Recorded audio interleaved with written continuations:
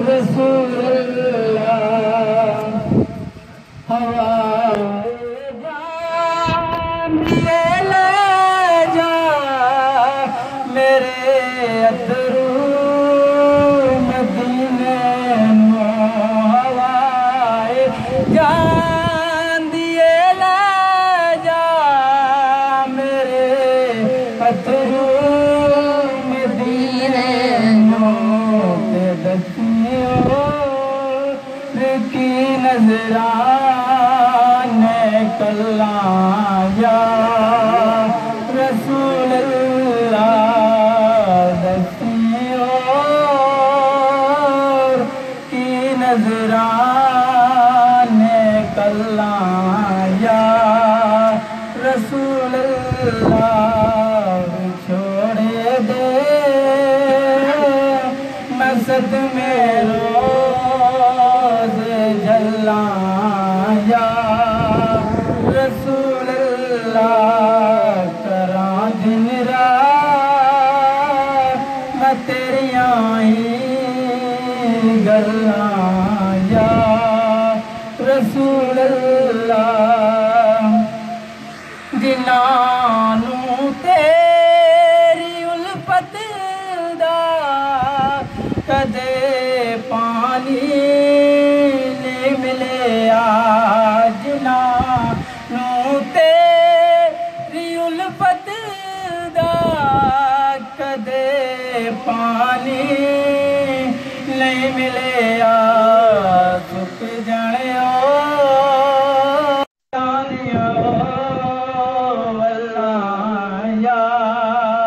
رسول اللہ دکھ جانے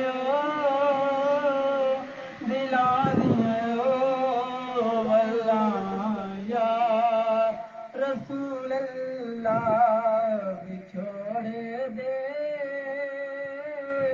مسجد میں روز جلاں یا رسول اللہ کراں دن رات تیریاں میں گلاں یا رسول اللہ سبحان اللہ ماشاءاللہ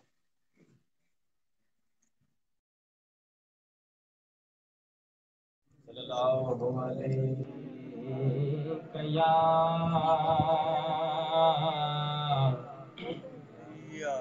رسول اللہ وسلم علیک یا حبیب اللہ افضل ہے کل جہاں سے گھرانہ حسین کا افضل ہے کل جہاں سے گھرانہ حسین کا نبیوں کا تاجدار ہے نانا حسین کا نبیوں کا تاجدار ہے گھرانہ نانا حسین کا اور ایک پل کی تھی بس حکومت یزید کی صدیاں حسین کی ہے زمانہ حسین کا صلی اللہ علیہ یا رسول اللہ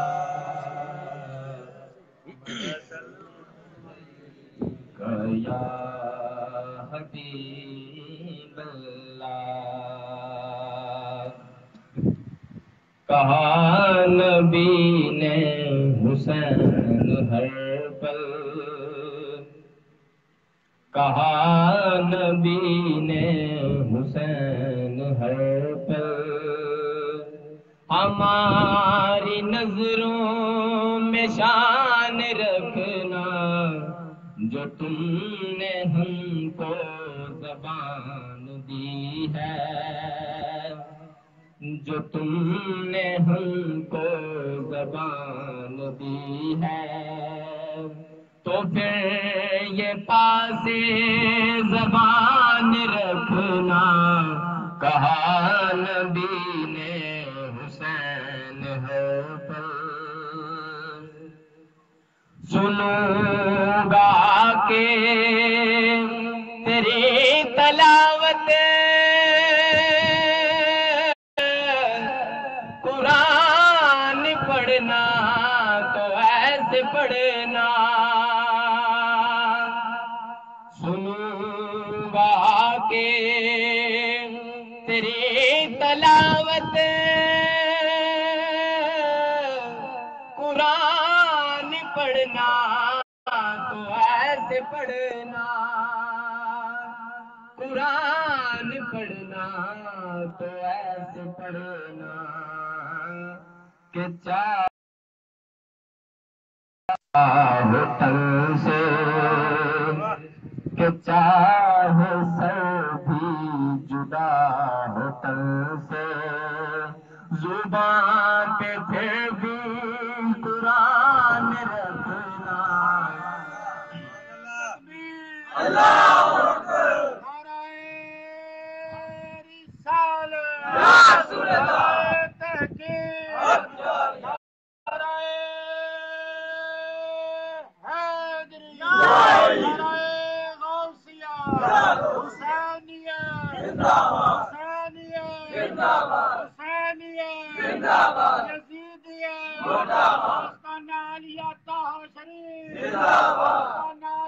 کرما والا شریف، مدینہ شریف، کہ چاہے سر بھی جدا ہو تن سے، زبان پہ پھر بھی قرآن رکھنا کہا نبی نے حسین ہے پر،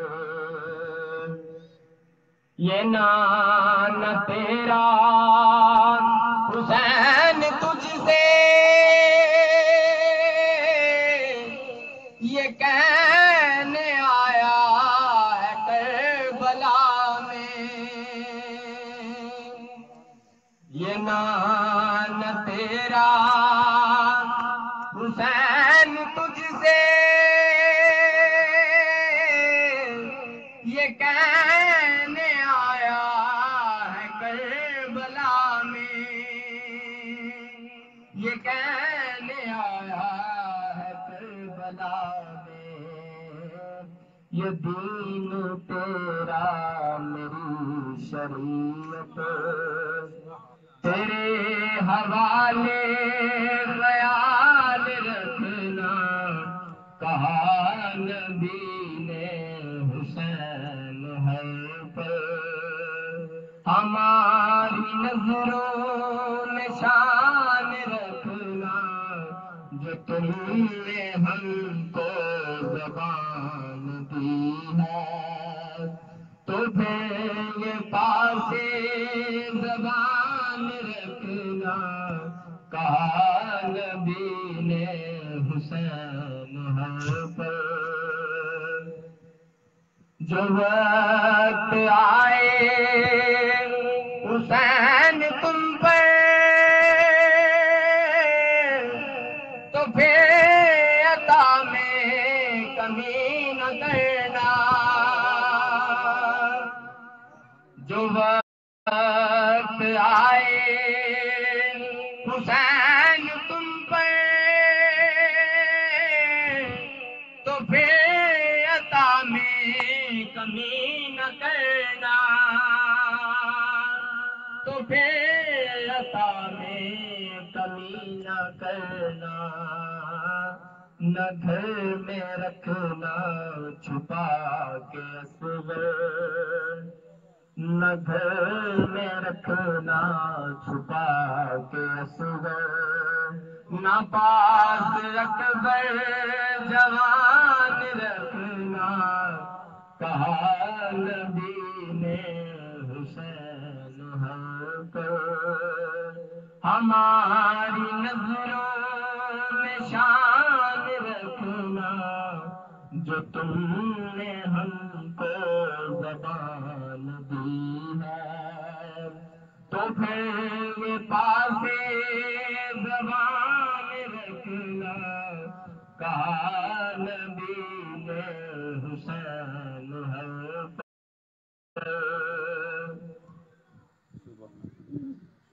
نعرے تکبیر نعرے رسالت نعرے حیدری عظمت و شان مصطفیٰ مقام مصطفیٰ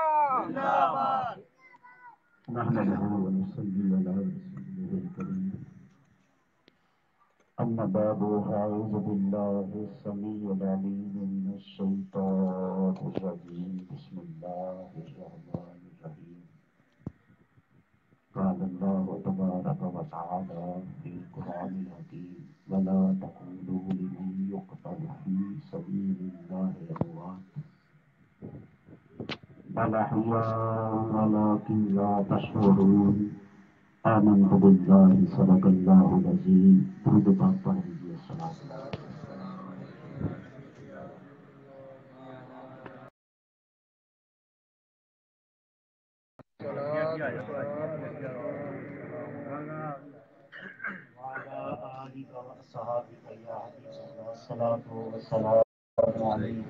شفیع المذنبین وعلى آلك وأصحابك يا رحمة للعالمين پھر پڑھ دیجیے الصلاۃ والسلام علیک یا امام المجاہدین وعلى آلك وأصحابك يا جد الحسن والحسین اللہ تعالیٰ کی حمد و ثنا اور اس کے پیارے حبیب اور خانوادہ حبیب خدا علیہ الصلوۃ والسلام پر درود و سلام کا نذرانہ پیش کرنے کے بعد گرامی قدر حضرات، قرآن پاک کا کچھ حصہ تلاوت کرنے کی سعادت حاصل ہوئی۔ رب کریم نے ارشاد فرمایا جو اللہ کی راہ میں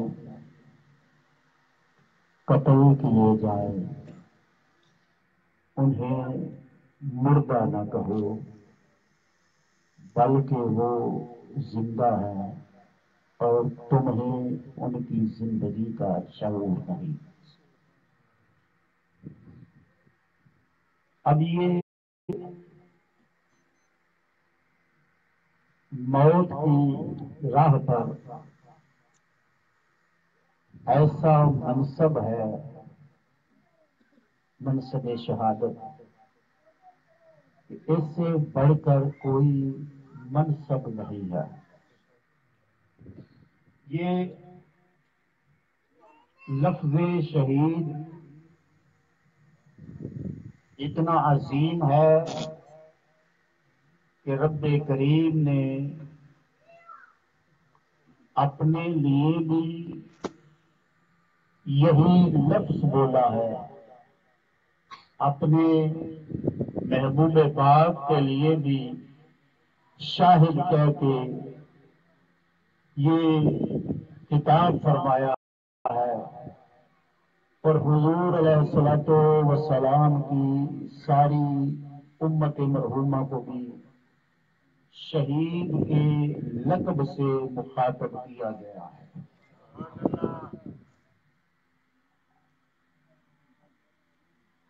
اصل فلسفہ موت و حیات کا ہے۔ ہمارے ہاں زندگی اسے کہتے ہیں جس میں نمو ہو، ارادہ ہو،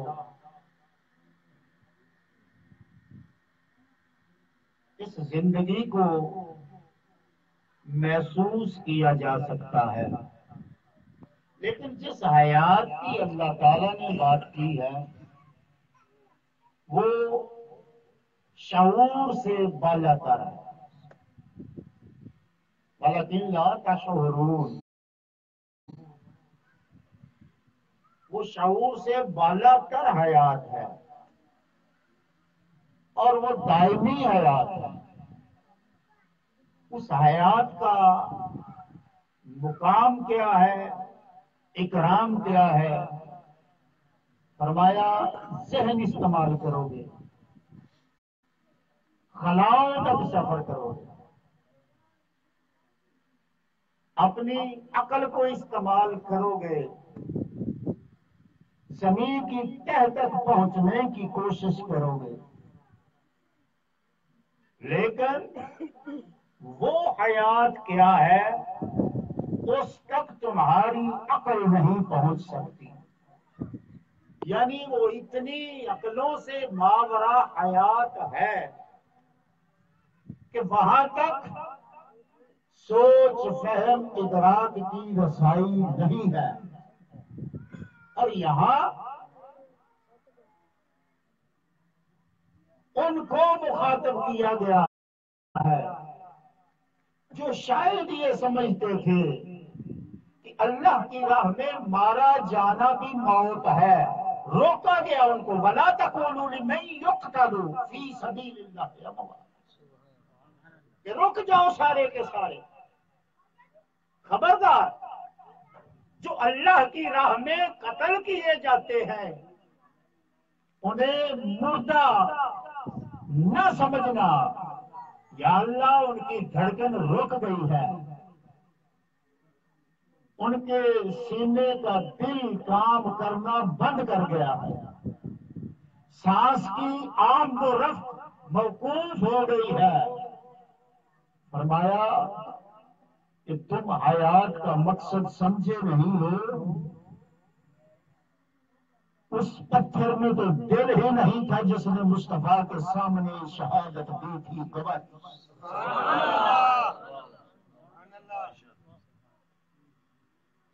پتھروں نے حضور کا کلمہ پڑھا یا نہ پڑھا؟ پڑھا، تو کیا اس کا دل حرکت کرتا تھا؟ کیا وہ خون سے، پانی سے، ہوا سے چلنے والا تھا؟ نہیں۔ فرمایا تم ایک پتھر کے کلام کو نہیں سمجھ سکے، میرے جملے پہ غور ہو، تم ایک پتھر کے کلام کو نہیں سمجھ سکے، شہید کے مقام کو کیا سمجھو؟ شہادت ہے مطلوب و مقصود مومن۔ ایک مومن کی زندگی کا مطمع نظر یہ ہے کہ اسے شہادت کا منصب ملے۔ کیوں؟ کہ اس کا انعام بہت بڑا ہے۔ کریم نے فرمایا ابھی شہید کے خون کا پہلا قطرہ زمین پہ نہیں گرتا کہ رب کائنات اس کی بخشش فرما دیتا ہے۔ توجہ، ابھی شہید کے خون کا پہلا قطرہ زمین پر نہیں گرتا کہ اللہ تعالیٰ شہید کی بخشش فرما دیتا ہے، اور جنت سے پورے جنتی لباس لے کر اس کے استقبال کے لیے زمین پر آ جاتی ہے۔ دیکھیے جو جس بلندی پر ہو اس سے نیچے نہیں آنا چاہتا، لیکن شہادت وہ منصب ہے کہ شہید کا استقبال کرنے کے لیے 7 آسمانوں سے اوپر جنت ہے، اس جنت کی بلندی کو چھوڑ کر پورے زمین پر آ رہی ہے۔ میں پوچھنا یہ چاہتا ہوں جنت جو ہے وہ بلند ہے یا جہاں شہید پڑا ہے وہ جگہ بلند ہے؟ شہادت ہے مطلوب مقصود مومن۔ شہید عرض کی گئی یا رسول اللہ، آیا شہید سے بھی قبر کے سوال و جواب ہوں گے؟ سمجھیے، منصب شہادت پوچھا گیا، کیا شہید سے بھی قبر کے سوال و جواب ہوں گے؟ تو کریم آقا علیہ الصلوۃ والسلام نے ارشاد فرمایا نہیں، شہید سے قبر کے سوال و جواب نہیں ہوں گے۔ عرض کی یا رسول اللہ اس اعزاز کی وجہ کیا ہے؟ فرمایا کہ سوال و جواب ایک امتحان ہے، اور اس سے بڑا امتحان وہ دشمن کے سامنے کھڑے ہو گیا ہے۔ رب کریم امتحان کے بعد امتحان نہیں لیتا، یہ اعزاز ہے شہید کا۔ اور توجہ فرمائیے، رب کائنات نے ارشاد فرمایا کہ جو اللہ کی راہ میں قتل کیے جائے انہیں مردہ نہ کہو، بلکہ ایک مقام پر ارشاد فرمایا گمان بھی نہ کرو۔ ہو سکتا ہے رب نے روک دیا ولا تقولوا، اب زبان سے نہیں کہنا لیکن دل سے ان کو مردہ سمجھنا ہے، ذہن سے سوچ سے ان کو مردہ سمجھنا ہے۔ رب کریم نے یہاں بھی پابندی لگائی، قرآن حکیم میں ارشاد فرمایا خبردار جو میری راہ میں اپنی جانوں پر نظرانہ پیش کرتے ہیں انہیں مردہ گمان بھی نہ کرنا، والاحیاء عند ربہم یرزقون۔ تمہیں کیا معلوم کہ ان کی عظمتیں کیا ہے، ان کی شانیں کیا ہے؟ رب کریم فرماتا ہے میری نعمتوں کو، رزق کو کھانے والے وہ ہوتے ہیں، کھلانے والا میں ہوتا ہوں۔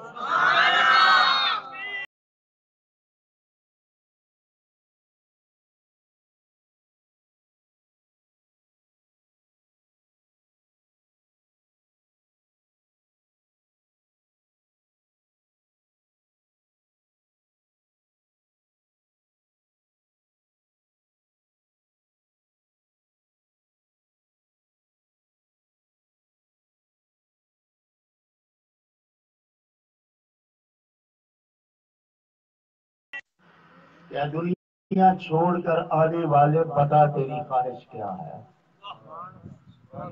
لیکن شہادت کا تاج جب کوئی اپنے سر پر سجا کے جاتا ہے، اللہ سے پوچھتا ہے میرے بندے بتا تیری کوئی تمنا ہے، تیری کوئی خواہش ہے؟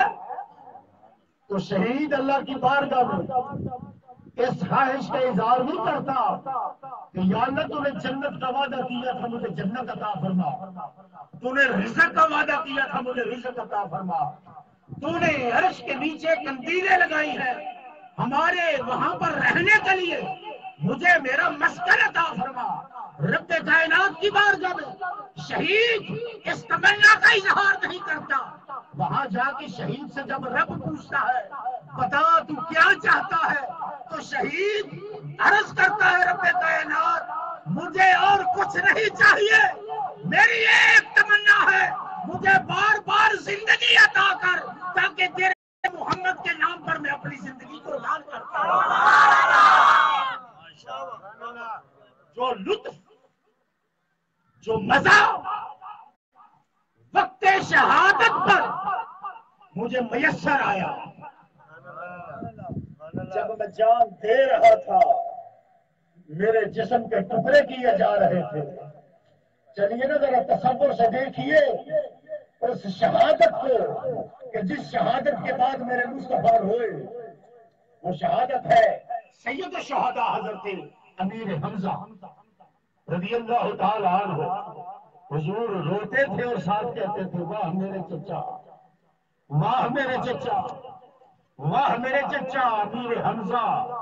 حضور کی آنکھیں تر تھی، شہادت کیسے ہوئی؟ کی کس نے؟ نام ہے وحشی۔ کیا نام ہے؟ وحشی۔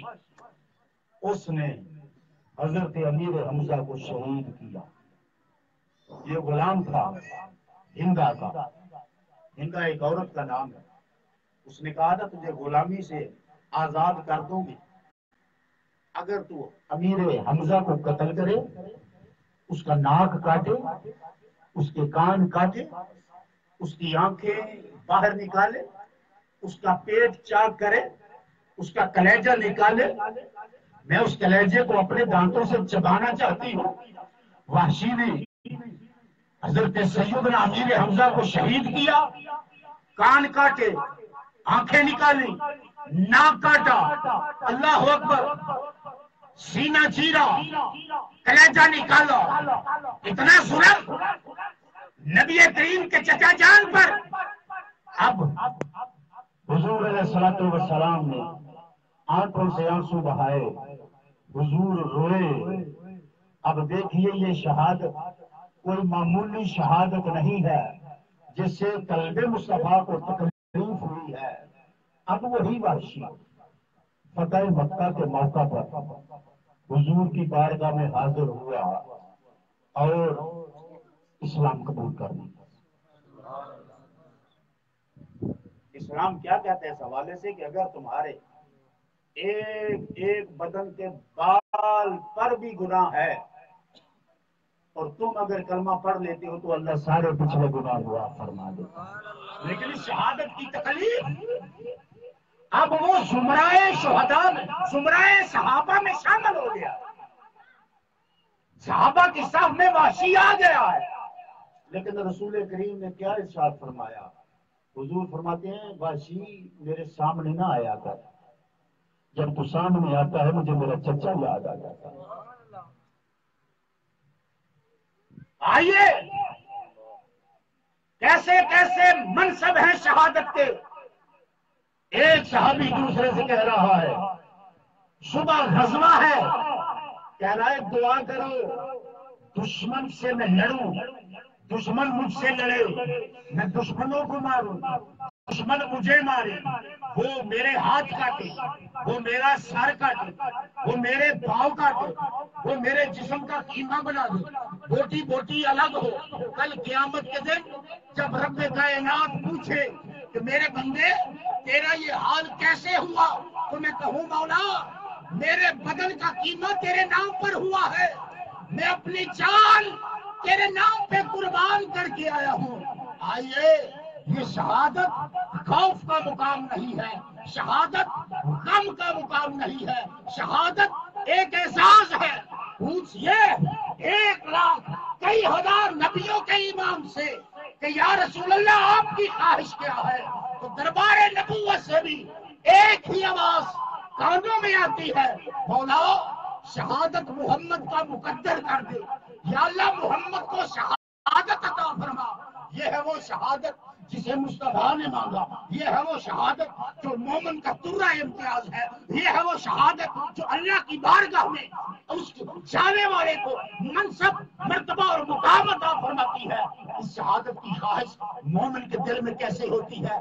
توجہ فرمائیے، ایک جنگ تھی رومیوں کے ساتھ، صحابہ کرام اس جنگ میں لڑ رہے تھے، رومیوں کے سپاہ سالار نے کچھ صحابہ کو اپنی قید میں کر دیا۔ ان صحابہ میں ایک صحابی کا نام تھا حضرت عبداللہ بن حذیفہ رضی اللہ تعالی۔ کیا نام تھا؟ عبداللہ بن حذیفہ رضی اللہ تعالیٰ عنہ۔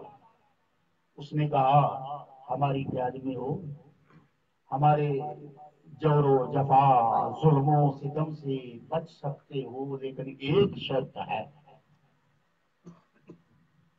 کہ تم اپنے دین کو چھوڑ دو۔ اس نے کہا کہ میرے اگر ٹکڑے ٹکڑے بھی کر دو، لیکن حسنین کے نانا کی محبت جو دل میں بس چکی ہے وہ نہیں نکلنے والی۔ میں جان دینا قبول کرتا ہوں، آج تو کسی کی جان پر پڑی ہو ایمان بدل لیتا ہے، کلمہ بدل لیتا ہے، رستہ بدل لیتا ہے، لیکن دیکھیے ایمان کا تقاضا کیا ہے؟ ایمان کا تقاضا یہ ہے، اس نے کہا ٹکڑے ٹکڑے بھی کر دو، میں دین محمدی سے پھرنے والا نہیں ہوں، میں اسلام کا بھگوڑا نہیں ہوں۔ اس نے کہا اچھا دیکھ لیتے ہیں تیرے اندر کتنا دم خم ہے، کتنی ہمت ہے، کہاں تک چلتا ہے۔ اس رومی نے کہا، بادشاہ نے کہا تیل کا ایک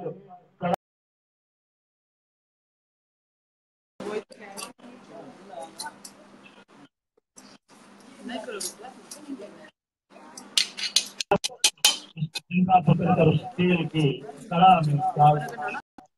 اب کڑا سامنے لگ گیا، جب کڑا سامنے لگ گیا آگ جل اٹھی، تیل کھولنے لگا، تو حضرت عبداللہ بن حذیفہ رضی اللہ تعالیٰ عنہ کو پکڑ کر اس کڑاہ میں پھینکا جانے لگا۔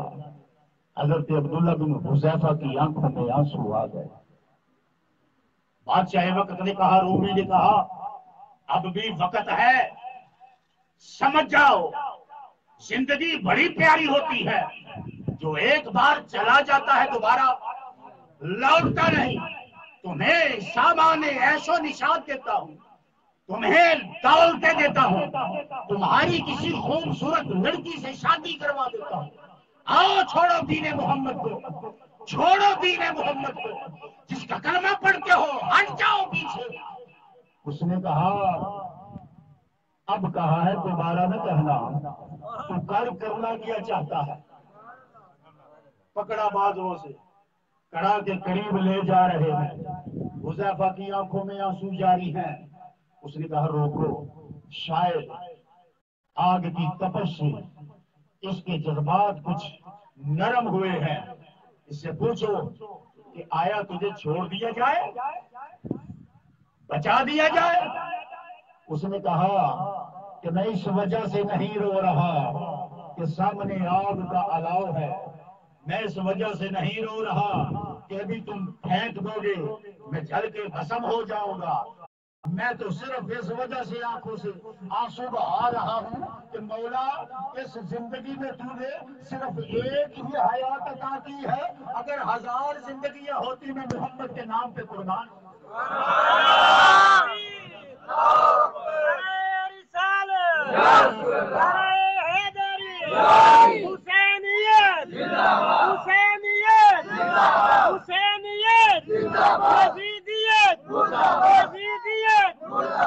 یہ جذبہ، یہ طلب، یہ طلب صادق، مصطفیٰ سے یہ محبت کا مظاہرہ جب عبداللہ بن حذیفہ نے کیا تو بادشاہ اس سے بڑا متاثر ہوا۔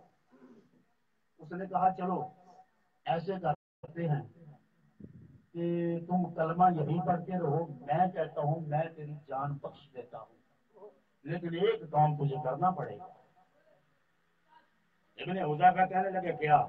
اس نے کہا کہ اس بڑے دربار میں آ کے تکریم سے میرے سر پر ایک مرتبہ بوسہ دے، جا میں تیری جان بخش دیتا ہوں۔ حضرت عبداللہ ابن حذیفہ فرمانے لگے، مجھے یہ شرط منظور ہے، لیکن مشروط ہے یہ بات، ایسے تیرے سر کو میں عزت کا بھروسہ نہیں دوں گا، اگر تو اپنے سر پر میرا بوسہ چاہتا ہے تو میرے جتنے ساتھی تو نے پکڑے ہیں ان کی بھی جان بخشی کا اعلان ہے، اگر ان کو چھوڑتا ہے تو پھر میں تیرے سر پر بوسہ دوں گا۔ اس نے کہا، ٹھیک ہے، مجھے مقصود ہے تیرا بوسہ، تو تقریب سے میرے سر کا بوسہ لے، میں تیری بھی جان بخشی کرتا ہوں، تیرے ساتھیوں کو بھی رہا کرتا ہوں۔ حضرت عبداللہ بن حذیفہ آگے بڑھے، اس کے تخت پر گئے، جا کے اس کے سر پر بوسہ دیا۔ اب اس نے اپنی زبان کے مطابق ان سب کو آزاد کر دیا۔ یہ وہاں سے چلتے چلتے مدینہ تو رسول میں آئے، دور خلافت ہے سیدنا عمر فاروق رضی اللہ تعالیٰ عنہ کا۔ سیدنا عمر فاروق کی بارگاہ میں جب حاضر ہوئے تو آپ مسند خلافت پر بیٹھے ہوئے تھے۔ بات تو پہلے پہنچ چکی تھی کہ وہاں معاملہ کیا ہوا ہے، وہاں سودا کیا ہوا ہے۔ جب حاضر خدمت ہوئے تو سیدنا عمر فاروق رضی اللہ تعالیٰ عنہ فرمانے لگے، اب میں تیرے سر کو بوسہ دوں گا، اب تیرا اعزاز یہ ہے کہ تیرے سر کو میں بوسہ دوں گا۔ اللہ اکبر، یہ ہے شہادت کا شوق۔ اور میں نے جمعۃ المبارک میں آخر میں کہا تھا، شہادت اگر اتنی ڈرامنی شے ہوتی، شہادت اگر کوئی منصب نہ ہوتا، کوئی خوف والا مقام ہوتا، تو کبھی بھی علی المرتضیٰ بلکہ سے شہادت جب زخمی اطہر زخمی ہو چکا ہے، اندروں کی بھار سے ضرور ہم سے کبھی نہ کبھی بابا کی قسم میں کامیاب ہوگا۔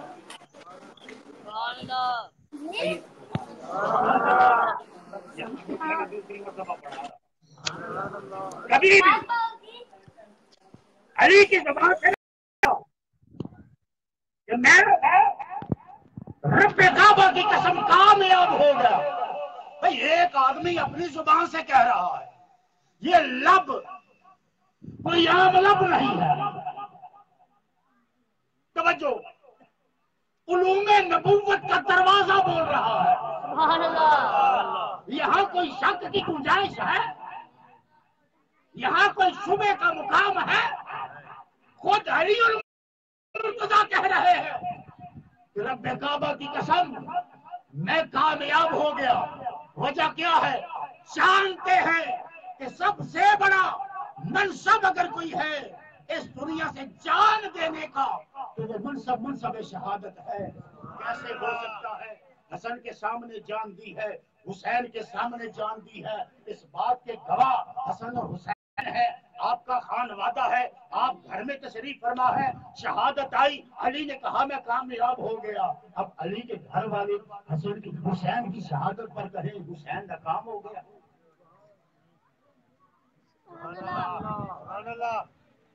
حسین بھی کامیاب ہوا.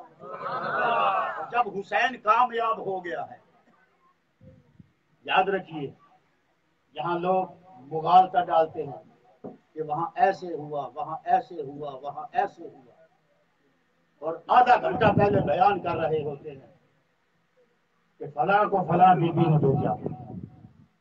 بے شک ایسی ہی حضرت بات کمال کی بات ہے کہ فلاں سوار گیا تو زینب نے بھیجا، فلاں کو ام رباب نے بھیجا، فلاں کو تیار کر کے جناب سیدہ شہر والوں نے بھیجا. جب بیبیاں خود تیار کر کے بھیج رہی ہیں، بعد میں انہوں نے ماتم کرنا تھا. سمجھ آئی؟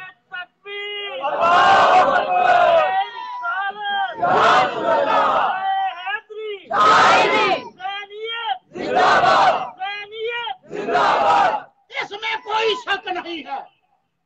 ظلم بہت بڑا ہوا ہے، اس میں کوئی شک نہیں ہے. دھرتی کانپ گئی ہے، اس میں کوئی شک نہیں ہے کہ بیت المقدس کے ہر پتھر کے نیچے خون آ گیا تھا. اس میں کوئی شک نہیں ہے کہ اس سے پہلے سورج غروب ہوتے ہوئے شام کے وقت سرخی نہیں ہوتی تھی، اس دن سے شروع ہوئی ہے.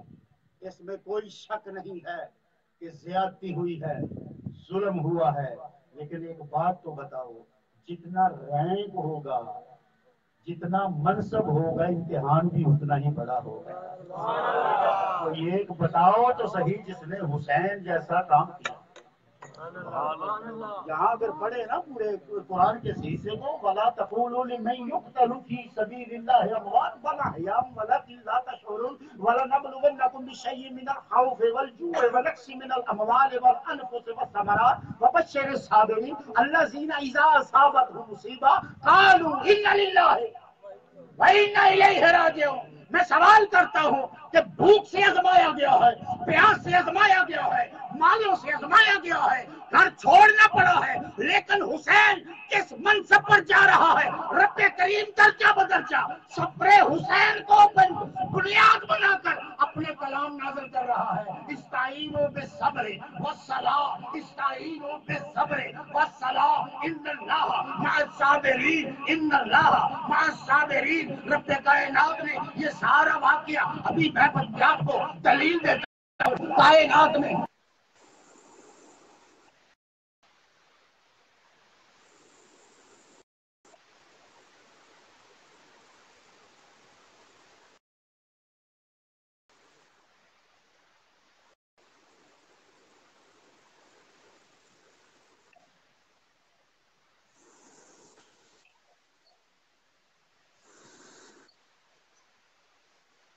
تخلیق انسانی کے تمام مراحل کو درجہ بدرجہ بیان کر دیا ہے.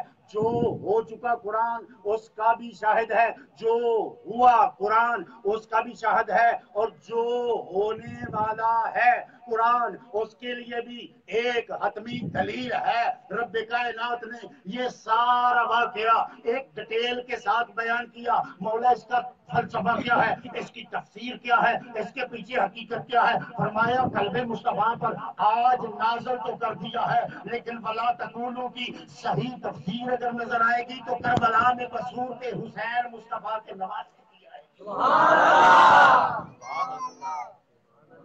مقام کیا ہے ذرا پڑھیے نا، فاذکرونی اذکرکم، تم میرا ذکر کرو۔ کہیے سبحان اللہ۔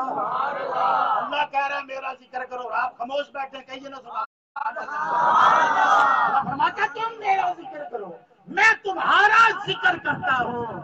حسین ذکر کرتے نکلا، حسین ذکر کرتے نکلا ہے۔ کہاں سے نکلا؟ مدینہ سے نکلا ہے۔ یہ میرے محترم بیٹھے ہیں، سیالکوٹ سے ہمارے مہمان ہیں، اپنے گھر میں آئے ہوئے ہیں، ان سے پوچھئے ایک مومن پر سب سے بڑا امتحان کیا ہوتا ہے زندگی میں؟ اللہ اگر مدینے لے جائے تو مدینے سے نکلنا بہت بڑا امتحان۔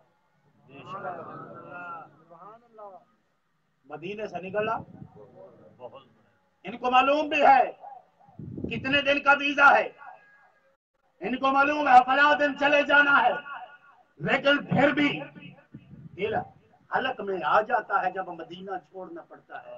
جو چند دن کے لیے مدینے رہے اسے مدینہ چھوڑنا امتحان ہے، جس نے بچپن مدینے میں گزارا ہو،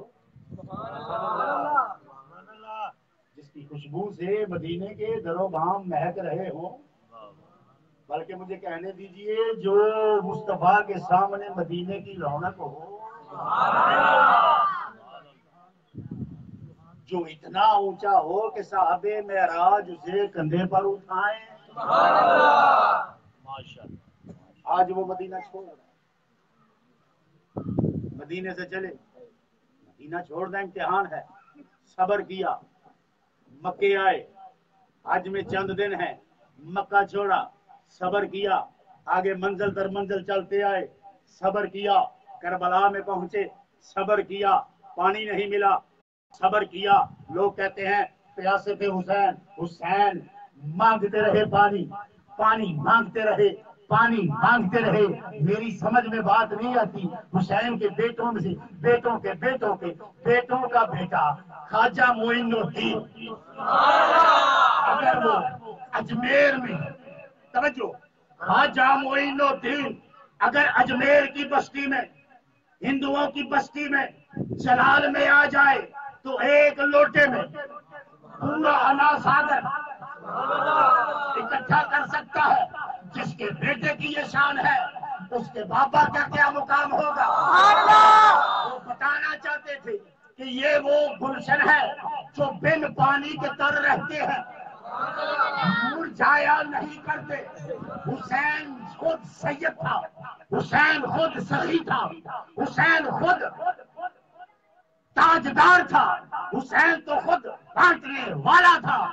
حضرت سیدنا عثمان غنی رضی اللہ تعالیٰ عنہ کا دور خلافت ہے، عثمان غنی رضی اللہ تعالیٰ عنہ نے 6 لاکھ دینار حضرت امام حسن حسین کو بھیجے۔ تھوڑی دیر بعد بندہ دوڑا دیا کہ جو انہیں نذرانہ دینا تھا غلطی سے کسی اور کا چلا گیا ہے، وہ واپس کریں۔ وہ اہلکار دوڑا ہوا گیا، شہزادوں سے کہنے لگا جناب وہ سامان آپ کے پاس جو آیا ہے، آپ کی خدمت میں جو ہدیے آئے ہیں وہ غلطی سے آپ کی طرف آ گئے ہیں، وہ تو کسی اور کو دینے تھے۔ حضرت امام حسن حسین فرمانے لگے اب کیا کہنا چاہتے ہیں حضور؟ وہ واپس منگوا رہے ہیں، جو آپ کا نذرانہ ہے وہ کہیں زیادہ ہے، وہ آپ کو بھیجنا چاہتے ہیں۔ تو شہزادے کہنے لگے ادھر آیا تو ادھر ہم نے بانٹ دیا،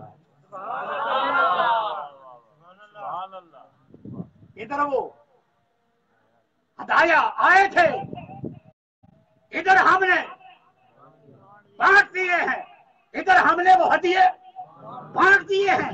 اتنا بڑا سخی ہو، پانی کا محتاج ہو، بولیے جواب دیجیے، حسین نے پانی کسی سے نہیں مانگا. حسین اگر خود اشارہ کرتا تو میں بات مسئلے سے سمجھاتا ہوں. یہاں اذان بھی ہوگی، جماعت بھی ہوگی انشاءاللہ، بے فکر رہیے. توجہ ہے نا؟ حسین، میں بڑی دلیل سے بات سمجھانا چاہتا ہوں. حسین اگر خود اشارہ کرتا بادل آ جاتا.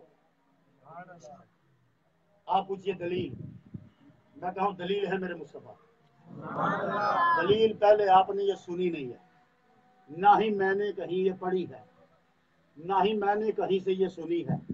بس میرا بابا کان میں بتاتا چلا جاتا ہے، میں بیان کرتا چلا جاتا ہوں. توجہ ہے کہ نہیں ہے؟ حسین اگر چاہتے بادل آ جاتے. کہتے ہیں جناب کیسے؟ میں کہتا ہوں ایسے کہ نبی کریم نے ارشاد فرمایا حسین و منی. حضور نے فرمایا حسین مجھ سے ہے، میں حسین سے ہوں. جو حسین مصطفیٰ سے ہے، اس مصطفیٰ کے سر پر ہر وقت بادل رہتے تھے یا نہیں رہتے تھے؟ اسی مصطفیٰ سے ہے حسین. اگر حسین اشارہ کرے بادل آتے ہیں یا نہیں آتے؟ رم جم برستی ہے یا نہیں برستی؟ ایسی بات نہیں ہے، بلکہ بزرگ فرماتے ہیں کہ حسین کے لب پانی کے لیے نہیں ترسے، بلکہ فرات کا پانی ترستا رہا ہے کہ کب حسین مجھے پیے. اللہ اکبر حمدن کثیرا.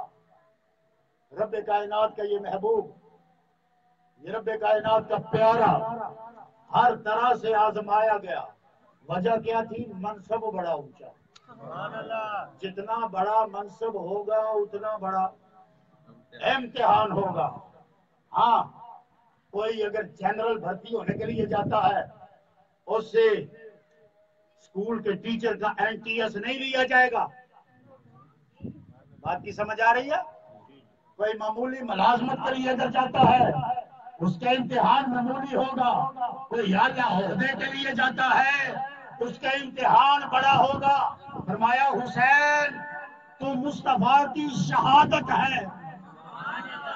حسین و منی وانا من الحسین.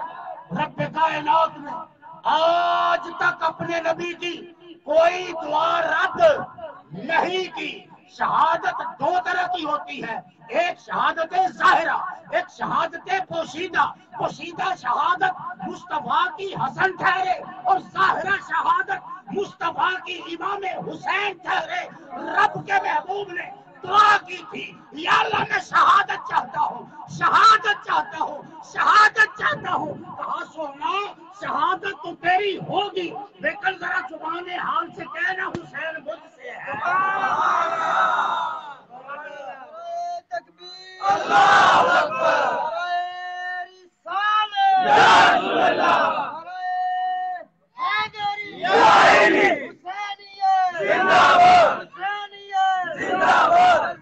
یا رسول اللہ. واہ واہ واہ حسین. اللہ اکبر. اور یاد رکھو یہ بات بھی بڑی پتے کی ہے. اس وقت پروگرام الحمدللہ لائیو چل رہا ہے، اس محفل کا مجمع دور تک پھیلا ہوا ہے. بڑی مزے کی ہے جس طرح امام علی مقام کی شہادت بیان کی جاتی ہے. ایسے ہو گیا، ایسے ہو گیا، ایسے ہو گیا، یہ ہو گیا، وہ ہو گیا، وہ ہو گیا. میں نے کہا سب کچھ ہو گیا، لیکن ایک بات کا جواب دو. آیا اس انداز کی شہادت سن کے کسی کا شہادت کو جی چاہے گا؟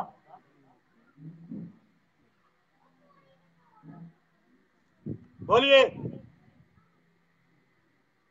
میری پاک فوج کے جوان آج بھی دشمن کی آنکھ میں آنکھ ڈالے ملک پاکستان کے بارڈروں پر موجود ہیں. شہادت اگر بزدلی ہے، شہادت اگر کمزوری ہے، شہادت اگر دل میں خوف پیدا کرتی ہے، حزن پیدا کرتی ہے، غم پیدا کرتی ہے، تو میرا نہیں خیال کہ کوئی بھی ہمارا بیٹا بھائی جوان بارڈر پر جائے. شہادت تو نام ہے جرت کا، شہادت تو نام ہے استقامت کا، شہادت تو نام ہے ایک منصب کا، شہادت تو نام ہے ایک اعزاز کا. آج بھی حسین سے محبت کر کرنے والے جذبہ حسینی دل میں لیے بارڈر پر دشمن کی آنکھ میں آنکھ ڈالے کھڑے ہیں. وجہ کیا ہے؟ بھائی کٹ جاؤ گے، بھائی مر جاؤ گے، بہنیں رہ جائیں گی. ابھی پرسوں ترسوں ہمارا ایک لیفٹیننٹ شہید ہوا ہے، 3 بہنوں کا اکلوتا بھائی تھا. اگر ایسا ہی خوف اس کے دل میں ہوتا کبھی آرمی میں نہ جاتا، کبھی شہادت کا منصب قبول نہ کرتا. لیکن اس نے کہا تمہارا اللہ وارث ہے، تمہارا رسول وارث ہے، میں راہ حسین پر چلنے جا رہا ہوں. اس لیے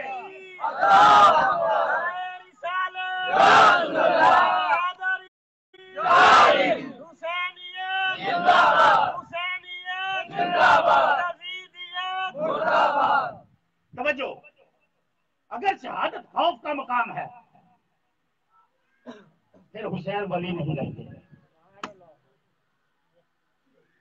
میرے جملے کی بہت کم سمجھ آئی ہے. اگر شہادت خوف کا مقام ہے حسین ولی نہیں رہتے. اگر شہادت کم ہے پھر بھی حسین ولی نہیں رہتے.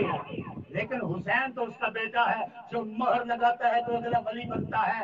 حسین کے پاس نہ خوف تھا، حسین کے پاس نہ حزن تھا، کیونکہ رب نے فرمایا تھا. اور یاد رکھیے حسین سے بڑھ کر عملی طور پر کسی نے قرآن کی تفسیر نہیں کی. اللہ فرماتے الا ان اولیاء اللہ لا خوف علیہم ولا هم يحزنون الذين آمنوا وكانوا يتقون لهم البشرى في الحیاة الدنیا وفي الآخرة لا تبدیل لکلمات اللہ ذلك هو الفوز العظیم. رب کریم فرماتا ہے یاد رکھو جو میرے ولی ہیں نہ انہیں خوف ہوتا ہے نہ انہیں غم ہوتا ہے. اب بتا حسین خوف میں تھا، اب بتا حسین غم میں تھا، اب بتا تو صحیح کسی نے حسین کو زبردستی کہا کہ جاؤ جا کے دشمنوں سے لڑو؟ حسین تو خود تیار ہو کے جا رہا ہے. بھائی حسن کا پٹکا اپنی کمر سے باندھا ہے، اپنے نانا جناب محمد مصطفیٰ کی معراج کی رات والی وہ دستار سر پہ باندھی ہے، ہاتھ میں سیف ذوالفقار ہے، خود تیار ہوا ہے، خود گھوڑے پہ بیٹھا ہے. حسین وجہ کیا ہے اس ولولے کی، اس تیاری کی؟ فرمایا یہ شہادت ہے، اس میں خوف نہیں ہے، شوق ہے.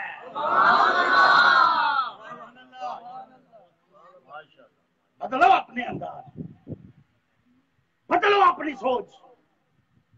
رونا رونا رونا رونے کے لیے اور بڑے کام پڑے ہیں. ہم دنیا دار ہیں، دنیا کو روتے ہیں، لیکن کبھی حسین کے لیے رونا نہیں.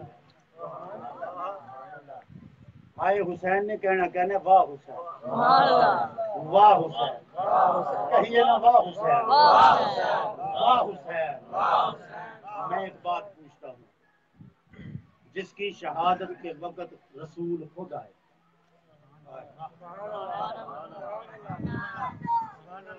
ابن عباس کہتے ہیں سو گیا، خواب میں دیکھتا کیا ہوں؟ رسول کریم تشریف لائے.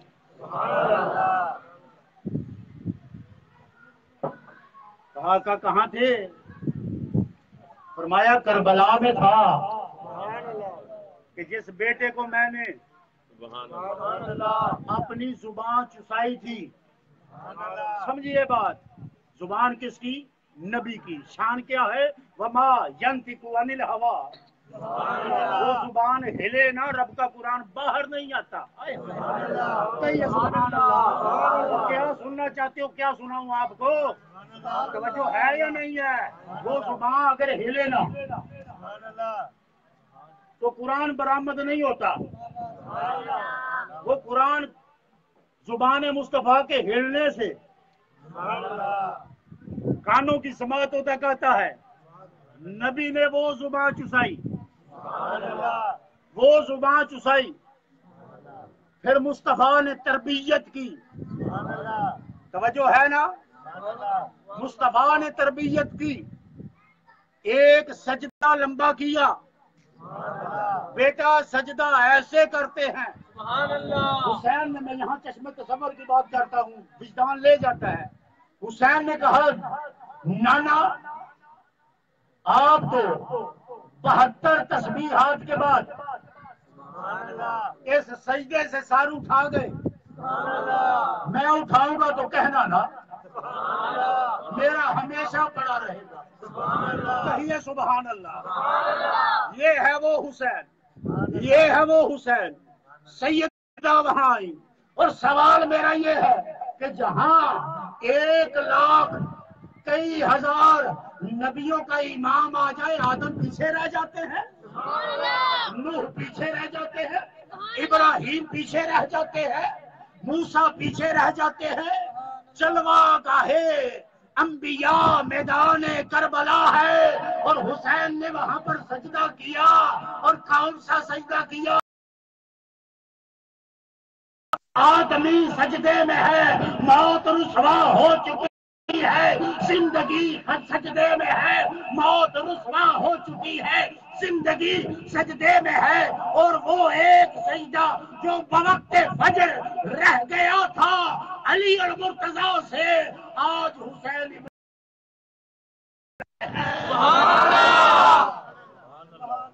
اللہ اکبر۔ یہ ہے ہمارا حسین، سبحان اللہ، یہ ہے ہمارا حسین۔ سبحان اللہ، تم تو یہاں تک پہنچے کہ حسین گھوڑے پر بیٹھا تھا، ہم کہتے ہیں حسین کی سواری تو محمد ہے۔ سبحان اللہ، بلند آواز سے کہیے سبحان اللہ۔ ہمارا حسین اور ہے، ہمارا حسین راہ استقامت کا امام ہے، ہمارا حسین خدا تک پہنچانے کا راہبر ہے، رہنما ہے۔ آئیے حسین پاک کی محبت دل میں رکھیے، اور اس ذکر پاک کا صدقہ اللہ اس گھر پر رحمتوں کا نزول فرمائے۔ ہو رہا ہے، ہوتا رہے گا انشاءاللہ۔ اس ذکر کی برکت سے کرم ہو رہا ہے، کرم ہوتا رہے گا۔ میری دعا ہے اللہ میرے برادر محمد منیر صاحب ان کو صحت کلی عطا فرمائے، پردیس میں ہیں، انہوں نے ہمارے اس محفل کے لنگر کا انتظام کیا، ذکر حسین کی محفل سجائی۔ اللہ ان کے مال میں برکت دے، آل میں برکت دے، گھر بار میں برکت دے، صاحب خانہ کو صحت و سلامتی عطا فرمائے۔ ان کے جتنے رشتہ دار ہیں اللہ اپنے حفظ و امان کی چادر میں رکھے، اور اس محفل میں آ کے جنہوں نے اپنے من کو سجایا، بڑے خوش قسمت ہیں آپ۔ اللہ آپ کو دارین کی خوشیاں عطا فرمائے، اور دارین کی خوشیاں کیا ہیں؟ چوارے حسین دارین کی خوشیوں کا نام۔ وما علینا الا البلاغ۔